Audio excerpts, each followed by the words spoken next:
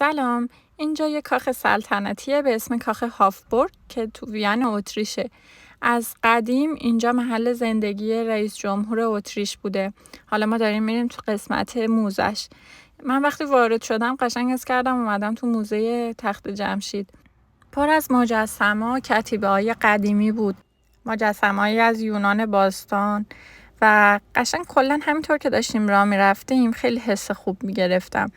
میگم خیلی شبیه تخت جمشید بود و برام خاطرات ایران تداعی میشد. بیشترشونم مال یونان بود، این سردیسا و چیزایی بود که توی تاریخ هنر خونده بودم راجع به الهه های یونان باستان. من سعی کردم فیلم و سرعتش رو تند نکنم که شما هم این مجسمه ها رو بتونید با جزئیات ببینید و لذت ببرید ازشون.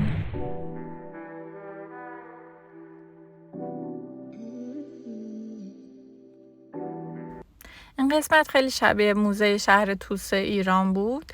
یعنی وقتی دیدمش قشنگ یاد همون سنگ نگاره ها افتادم.